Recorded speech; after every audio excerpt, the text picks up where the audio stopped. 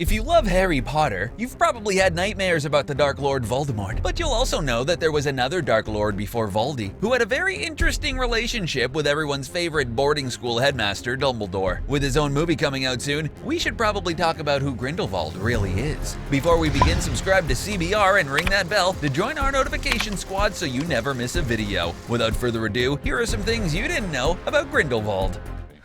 She was, truthfully, very pretty.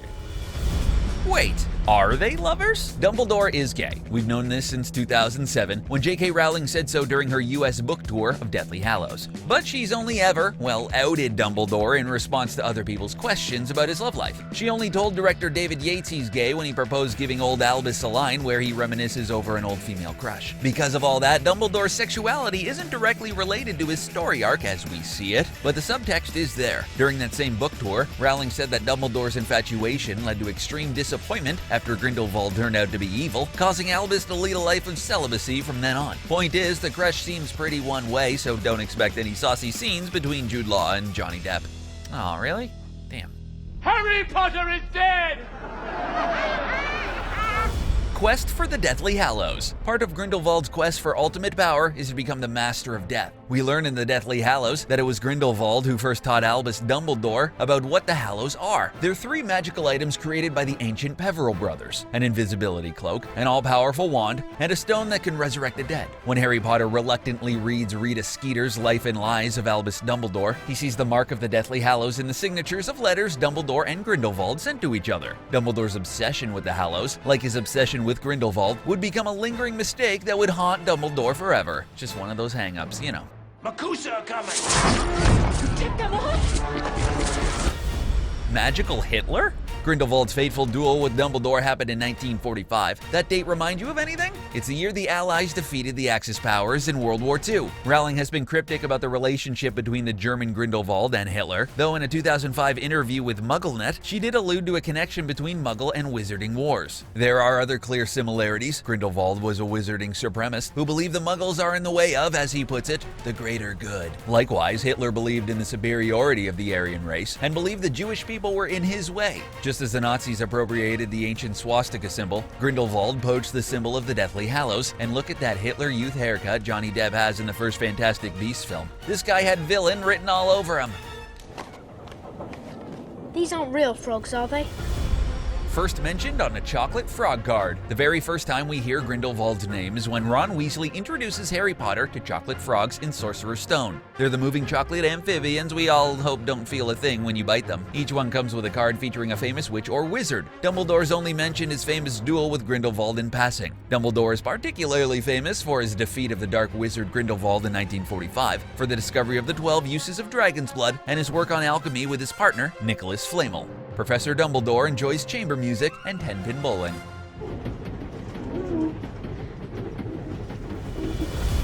It wasn't all about love. Dumbledore might have had a crush on Grindelwald, but it's too easy to read into that all his motivations for hanging with Grindelwald. His sister, Ariana, was assaulted by Muggles, causing her to lose control of her powers. It led to the arrest of Dumbledore's father by the Ministry for attempting revenge. His mother died soon afterwards because of a magical misfire from Ariana. Dumbledore wanted to use the power of the Hallows to protect those he loved from Muggle intolerance and bring back his dead family members. When Grindelwald attempted to kill Albus's brother, Aberforth, the resulting three-way duel led to Ariana's death. Only then was Grindelwald's spell over Dumbledore broken.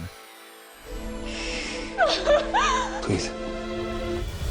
Disguised as an American wizard, after evading capture during his rise to power, Grindelwald dropped off the map in Europe. That's about when he started impersonating Percival Graves, Director of Magical Security for the Magical Congress of the United States of America. He wanted to find an Obscurial in New York City, a young witch or wizard whose magic had been quashed. They can create an Obscurus, which is a black gooey monster that destroys everything in its path. Grindelwald, disguised as Graves, befriends an Obscurial named Credence Barebone. He happens to live in an orphanage run by a witch-hating nomad, the American version of Muggles. His plan almost succeeds, but Grindelwald is eventually exposed and captured by Newt Scamander and Porpentina Goldstein.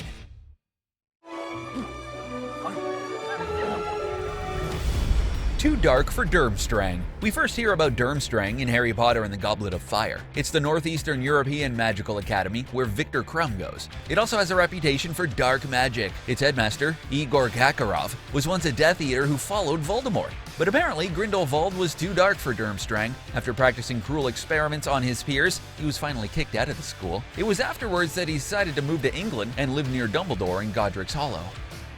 The wand chooses the wizard, Mr. Potter.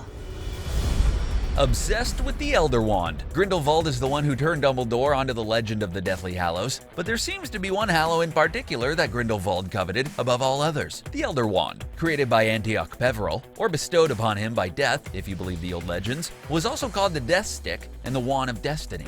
It's exceptionally powerful, able to mend other broken wands, which most wands can't do, but it's fickle. It'll switch allegiance to your enemy if he or she beats you in a duel. Grindelwald stole the wand from Grigorovich as a young man before Dumbledore won it in their duel in 1945. All this over a wand, boys? Come on.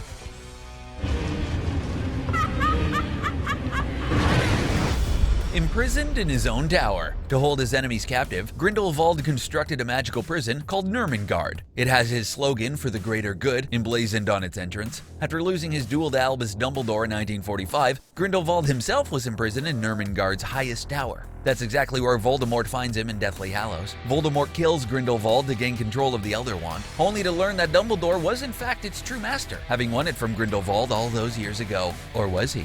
In that moment, Draco Malfoy was the master of the Elder Wand, as he disarmed Dumbledore in the Astronomy Tower before Snape killed him in Half-Blood Prince. But that's a different story. A long, complicated story. Associating with muggles. Wants to expose wizards. Voldemort hated muggles just as much as any dark wizard, but he didn't want muggles to know about him, not Grindelwald. He and Dumbledore had plotted to overturn the international stature of wizarding secrecy in their youth, and Grindelwald never gave up that dream. His motivations in the first Fantastic Beasts film prove this. He not only wants to kill muggles, he wants to use a young Obscurial named Credence Barebone, whose powers are out of control, to force the Magical Congress of the United States to reveal itself. The idea is to create a domino effect that will expose the global wizarding community. You have your mother's eyes. What's with those eyes? In the first Fantastic Beasts film, Grindelwald has what's called Heterochromia iridium. That's when one eye is a different color from the other. It's rare in humans, though more common in pets like cats and dogs. But we don't see either his young or older selves in Deathly Hallows with that condition. So what happened? Maybe it's just a retconned aesthetic change the filmmakers made. That's probably the case, but you know fans, they can't leave well enough alone. Leave it alone, guys. Some believe that Grindelwald's possession of the Elder Wand causes the whole eye thing. When he loses it to Dumbledore later in life, it goes away. It's too bad because it looks really cool. The tale is thrilling, if I say so myself. Not dead yet. Grindelwald dies in Deathly Hallows when Voldemort kills him in the towers of Nurmengard. But in a 2005 interview during the release of Half-Blood Prince, J.K. Rowling said that Grindelwald was already dead. Say what? Yeah. You goofed, JK, but look, in all seriousness, keeping track of a sprawling book series is tough and she's under no obligation to stick to a decision she teased out in some interview. Grindelwald's presence in the final book was a stroke of genius that made Dumbledore a much more flawed but also more sympathetic character. We learn he's like the anti-Gandalf. His air of mystery is mostly a way to cope with his mistakes and regrets. We wouldn't know that without Grindelwald in Book 7. Thanks, Grindy. Will we die just a little? Not dead at all. If you only saw the movie. In the book version of Deathly Hallows, Voldemort kills Grindelwald, even as he taunts Voldy for his doomed quest to control the Elder Wand. In both versions, Voldemort quickly moves on to robbing the tomb of Albus Dumbledore for the wand he so desperately seeks. It's just a wand, get over it. But in the film, it's not clear that you-know-who actually killed Grindelwald. So if you've only watched the films and avoided the last book, that changes everything. You can imagine a world in which Grindelwald might escape sometime after the Battle of Hogwarts. He could go on to cause trouble in a post-Voldemort world. That would have made Cursed Child an even wilder ride than it already is. Expert at wandless magic, if you only saw the movie. Wizards have wands for a reason. It helps them channel their magical powers for specific ends, but that doesn't mean that some wizards can't learn to use their powers without a wand. Grindelwald certainly can. In the first Fantastic Beasts film, Grindelwald, disguised as Graves, confiscates Newt Scamander's creature-filled suitcase with just a wave of his hand, while forcing Newt, Porpentina Goldstein, and their no-match friend Jacob to their knees. In his office, he's able to manipulate the Obscurus Newt kept in that same suitcase and just watch him in the final battle. He's pretty handy without a wand. You dare speak his name? You filthy old blood!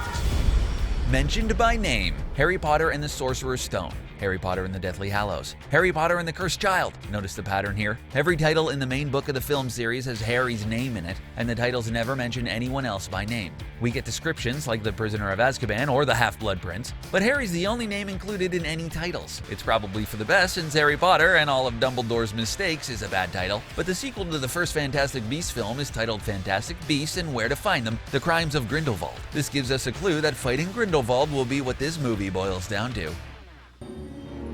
Have I said something?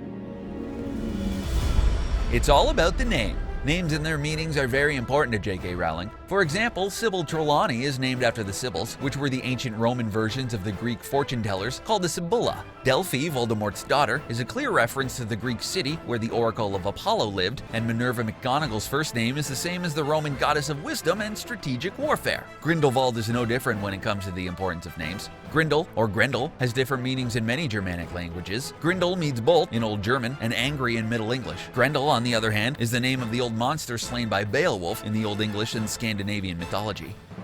Well done. Knew Voldemort was coming. Grindelwald is considered only second to Voldemort in terms of terrible dark wizards, and from the looks of it, Grindelwald was quite aware of Tom Riddle's transformation into Voldemort. He at least got newspapers in that jail cell of his, because by the time Voldemort appears to interrogate him about the Elder Wand, Grindelwald isn't surprised at all. "I knew you'd come," he says. Then he taunts Voldemort by saying that he'll never master the Elder Wand. In the book, Grindelwald dies laughing, while the enraged you-know-who kills him. In the film, it's unclear if Voldy takes him out. Despite being regarded as second best to Voldemort, Grindelwald shows no fear when you-know-who comes for him. He didn't get the money he wanted for his bakery. You bake, honey? He's a seer. Like Sybil Trelawney, Grindelwald is a seer. Unlike Trelawney, he's actually good at it, but not perfect. In the first Fantastic Beasts film, Grindelwald has a vision of an Obscurial in New York City, a young witch or wizard whose magic has been bottled up, only to be released in the worst possible way. He knew the vision was linked to Credence Barebone, but thought that the young man would lead him to the Obscurial. It turns out that Credence was the Obscurial. It wasn't always clear if this counted as him being a seer until J.K. Rowling confirmed that Grindelwald is one in a December 2016 tweet.